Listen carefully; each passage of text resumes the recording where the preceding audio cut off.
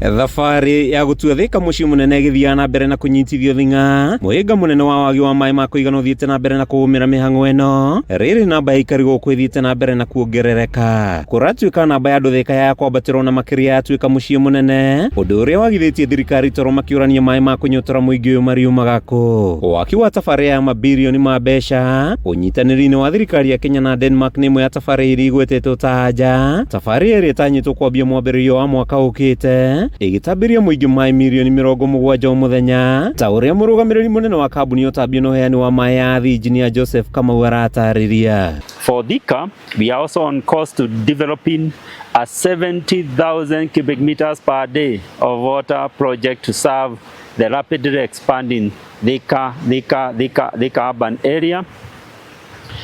Through the support of national government development partners such as the African Development Bank and others.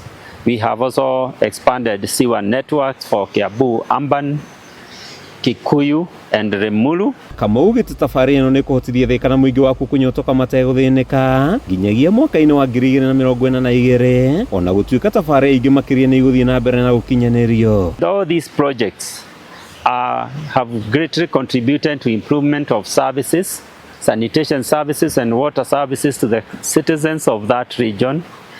The Ruiru area, that is an area that the government has invested heavily, from almost 500 meter cubed per day to a present water production of about 80,000 cubic meters per day.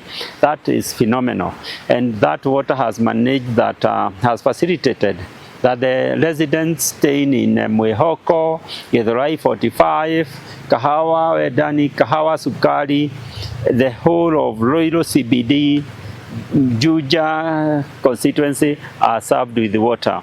Jawathika Kamau gĩte thirikari no ĩraka njĩra cia kĩrĩu cia gũte maĩ ma kĩoro, gũtambĩria mũingĩ mĩberethi maĩ guothe Kiambu nĩguo kwambatĩria ikĩro cia mĩikarĩre. Handũ-inĩ ha Kameme TV, rĩtwa rĩakwa nĩ Mathiũ Ndung'u wa Mbũgua.